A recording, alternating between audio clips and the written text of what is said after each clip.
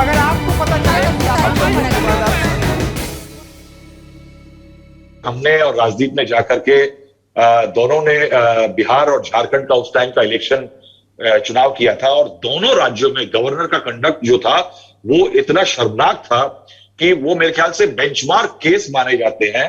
कि जहां बूटा सिंह के खिलाफ सुप्रीम कोर्ट में बड़ी लंबी कवायद हुई, एक साल बाद केस आया, फैसला आया, और बूटा सिंह की बुराई हुई, केंद्र सरकार की बुराई हुई, राष्ट्रपति पे प्रेशर आया, और सिप्ते रजी जो कि झारखंड के गवर्नर थे, उनके ऊपर आशय आए कि उन्होंने जिस तरह से वहां पे काम किया था, यानी मेरे उसमें उनको लेकर के मेरे बड़े अजीब से संस्मरण है दो तीन राष्ट्रपति कानूनों के लगने को लेकर के।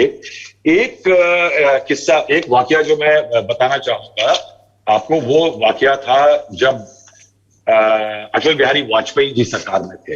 अटल बिहारी वाजपेयी जी G15 की मीटिंग के लिए जमाइका गए हुए थे, और बिहार के जहानाबाद में एक घटना होती है जिसके अंदर 21 दलितों को मार दिया जाता है। रणवीर सेना नाम की एक अपर कास्ट की जो प्राइवेट आर्मी इलीगल थी उसके द्वारा। और उस घटना के बाद एक रिपोर्ट बनाई जाती है। उसके घटना के बाद जो अटल बिहारी वाजपेयी बाहर थे, LK अडवाणी जो होम मिनिस्टर थे और डिप्टी प्राइम मिनिस्टर थे, वो कैबिनेट की एक मीटिंग करते हैं। उस समय पे जो राष्ट्रपति थे KR नारायणन, वो भी बाहर थे शहर से, वो वेस्ट बंगाल में थे किसी ऑफिशियल दौरे पे, और वहां पे कैबिनेट में फैसला लिया जाता है। अटल बिहारी वाजपेयी इस मामले पे बहुत एग्री नहीं कर रहे थे, मगर क्या है कि पूरी कैबिनेट ने, LK अडवाणी ने जब जोर लगा दिया था, तो सुंदर सिंह भंडारी साहब की रिपोर्ट पे ये फैसला हुआ कि साहब ये होगा। अब मेरे साथ ये जुड़ा हुआ किस्सा ये है कि मैं उन दिनों गृह मंत्रालय, प्रधानमंत्री का दफ्तर और तमाम चीजें कवर करता था। तो हुआ ये कि जब हम एक दिन वहां पे पहुंचे होम मिनिस्ट्री के बाहर, तो BP सिंह जो थे वो गृह सचिव हुआ करते थे। उनके जो ड्राइवर साहब थे, उनके साथ हमारी अच्छी खासी दोस्ती हो गई थी। तो रात को काफी 9 बजे करीब, उन दिनों लैंडलाइन होती थी, लैंडलाइन पे उनका फोन आता है ड्राइवर साहब का, और वो कहते हैं कि साहब कुछ हो रहा है। सूली सोराब जी, BP सिंह, प्रधानमंत्री अटल अडवाणी जी से मीटिंग करके तमाम मीटिंग्स चल रही हैं, और उन मीटिंग में बार बार ये 356 क्या होता है इसकी बात हो रही है, और बिहार की बात हो रही है। राबड़ी देवी की सरकार थी उन दिनों, 18 महीने पुरानी सरकार थी। लालू प्रसाद जी ने उनको अपना मुख्यमंत्री बना दिया था अपने पे संकट खाता देख के। तो हमने इस स्टोरी को पीछा करना शुरू किया। तो इसमें एक शख्सियत उभरती है, VK मल्होत्रा। ये ज्वाइंट सेक्रेटरी इंटरस्टेट थे। ज्वाइंट सेक्रेटरी इंटरस्टेट जो होता है वो होम मिनिस्ट्री नोडल मिनिस्ट्री होती है, जहां तक ये ऐसे मामले आते हैं गवर्नर और राष्ट्रपति के, और उसके अंदर ज्वाइंट सेक्रेटरी इंटरस्टेट जो होता है वो बहुत जरूरी अहम हिस्सा होता है। तो शायद सरकारी मशीनरी समझने के कारण हमने क्या किया कि हमने VK मल्होत्रा साहब को टैप किए, उनके मूवमेंट को। तो VK मल्होत्रा साहब बड़ी रात को देर में वो एक अपने दफ्तर से करीब 11 बजे, 10-11 बजे निकलते हैं, LK अडवाणी साहब के यहाँ जाते हैं। LK अडवाणी जी के यहाँ एक लंबी बैठक होती है। उसके बाद वो एक लिफाफा लेकर के ब्राउन कलर का निकलते हैं, गाड़ी में बैठते हैं, और वो चिट्ठी लेकर के राष्ट्रपति भवन जाते हैं।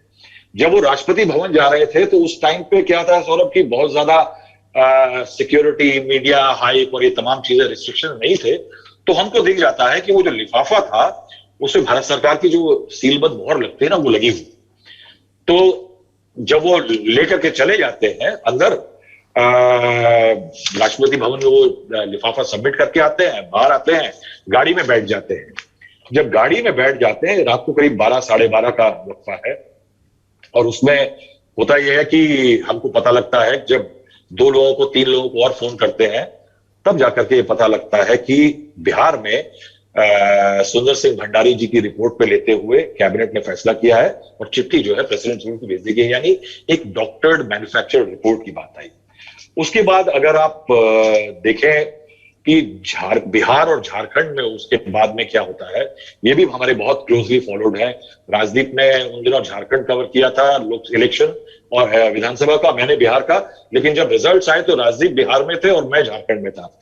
तो हुआ ये कि शिबू सोरेन साहब, अर्जुन मुंडा और उन दोनों के क्लेम और काउंटर क्लेम थे कि हमारे पास संख्या ज्यादा है, जो बीजेपी उस टाइम पे थी, बीजेपी का कहना था कि हमारे पास जो टोटल 41 एमएलए का समर्थन है, अर्जुन मुंडा कहना था, सोरेन कहते थे हमारे पास 26 है। इसको लेकर के तमाम मीटिंग्स, बहस, क्लेम, काउंटर क्लेम चलते रहते हैं। अचानक जो बीजेपी, कांग्रेस के उस समय राज्य के प्रभारी थे, यंग नेता थे, अब वो बीजेपी में है, आरपीएन सिंह।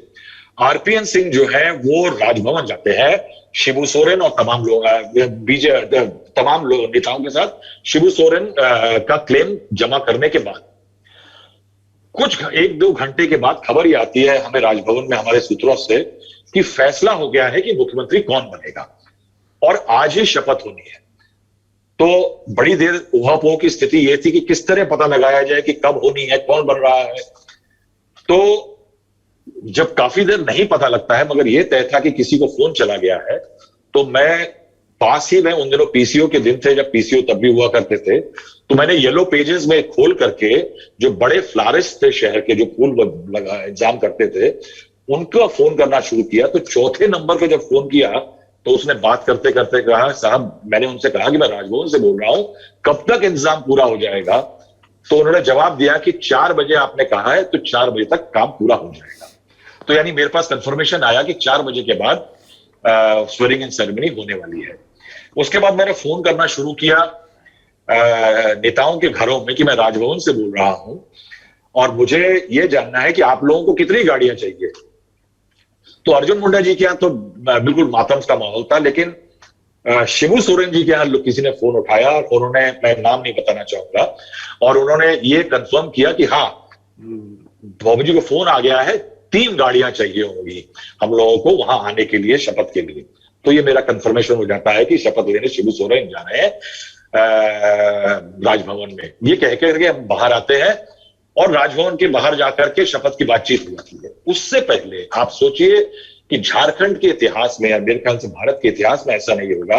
राजदीप को याद होगा, हमने खबर की थी कि इनोस इक्का नाम के एक 3 इंडिपेंडेंट एमएलए से, 5 इंडिपेंडेंट एमएलए थे, जिनमें से 3 जो थे बीजेपी के साथ जा रहे थे। एक स्टीफन मरांडी थे, एक और थे, और एक इनोस इक्का थे। और मुझे याद है, आज भी मैंने खबर की थी कि इनोस इक्का की पीठ पे बंदूक लगा करके राजभवन के अंदर एंट्री हुई थी, उनको फोर्सफुली ले जाया गया था। बाद में दूसरी तरह से भी आरोप लगे कि एमएलएस को किडनैप किया जा रहा है। स्टीफन मरांडी ने भी आरोप लगाया था बीजेपी के नेताओं पे। लेकिन राजभवन के अंदर फोर्सिबली एमएलएस को ले जाया जाना, एमएलए जो कांग्रेस के प्रभारी थे उस टाइम के, उनके सामने ये आदेशित होना कि शिबू सोरेन सरकार बनाएंगे, मुख्यमंत्री बनेंगे, जबकि उनके पास आंकड़े नहीं थे। ये तरह की घटनाएं हमने राजभवन को लेकर के एक समय पे देखी है। अगर आप बूटा सिंह का मामला ले लें, तो बूटा सिंह ने जब 2005 में सरकार नहीं बनने दी नीतीश कुमार की, और 2 रिपोर्टों के जरिए वहां पे प्रेसिडेंट रूल लगाया गया, और सुप्रीम कोर्ट ने जब इस मामले में ऑर्डर देकर के जब डांट लगाई, तो आपको विश्वास नहीं होगा कि आपके गृह मंत्री जो शिवराज पाटिल थे, उन्होंने क्या कहा। उनका कहना था कि इस मामले को तो पार्लियामेंट ने पास कर दिया है। साहब, पार्लियामेंट के दोनों हाउसेज में कांग्रेस की और यूपीए की मेजॉरिटी थी। अगर नहीं होती तो सरकार गिर जाती, क्योंकि ट्रस्ट वोट हो जाता वो। इसी तरह से अगर अटल बिहारी वाजपेयी के टाइम में जब बिहार की राबड़ी देवी सरकार को गिराए जाने का मामला आया था, उस टाइम पे वो मामला भी हाउस में गया था। पार्लियामेंट में पास होना होता है, रेटिफाई होता है गवर्नमेंट का एक्शन, और उसमें क्या हुआ था, उसमें भी यही हुआ था कि राज्यसभा में मेजॉरिटी नहीं थी और वो 3 हफ्ते के अंदर सरकार द्वारा बहाल हो गई थी। कुल मिलाकर के आप ये कहिए कि इतिहास में तमाम गवाहियां हैं इस चीज की कि गवर्नर के ऑफिस ने अगर कुछ किया है तो मैंडेट्स को खराब किया है। ये वही बूटा सिंह थे जिन्होंने, मैं जिनका जिक्र कर रहा हूं, कि जिन्होंने अपने होम मिनिस्ट्री के टाइम में, राजीव गांधी के टाइम में जब थे, तो 3 सरकारें बर्खास्त की थी उन्होंने जो 3 सरकारें बर्खास्त की थी, उनमें एक एआईडीएमके की सरकार थी तमिलनाडु में, एक जेएमके में थी, और तीसरी एक सरकार थी कर्नाटक में 1989 में। और जो केस 5 साल बाद जाकर के एक बेंचमार्क केस बना था, बम्बई जजमेंट जिसे कहते हैं, कि वो बम्बई जजमेंट जिसमें यह कहा गया कि गवर्नर के दफ्तर के अंदर किसी दल की या किसी की मेजॉरिटी का टेस्ट नहीं होगा, मेजॉरिटी का टेस्ट होगा तो वो फ्लोर ऑफ द हाउस होगा। वो सुप्रीम कोर्ट को आदेशित करना पड़ा, सुप्रीम कोर्ट को तमाम गवर्नर के मामलों में। कर्नाटक के मामले में अगर वाजूभाई वाला को अगर देखा जाए तो देखिए कि उसके अंदर उन्होंने 15 दिन का टाइम दिया था 15 दिन का टाइम दिया गया था मेजॉरिटी प्रूव करने के लिए। और एक समय पे जब गुजरात में पारीकर साहब को एक दिन का टाइम दिया गया था, तो बीजेपी ने प्रोटेस्ट किया था कि सब एक दिन का टाइम क्यों मिल रहा है, सिर्फ एक दिन का टाइम क्यों मिल रहा है। तो कुल मिलाकर के कहें तो गवर्नर हाउस एक ऐसा इंस्टीट्यूशन बन चुका है जो कि इस कॉन्स्टिट्यूशन के ऊपर आज क्वेश्चन मार्क उठा रहा है, क्योंकि बहुत सारी कॉन्स्टिट्यूशनल प्रोविजंस जो हैं फेडरल और तमाम, उनको आज की तारीख में जो कॉन्स्टिट्यूशन ऑफ ये गवर्नर का ऑफिस है उसमें बाधा डाल रहा है।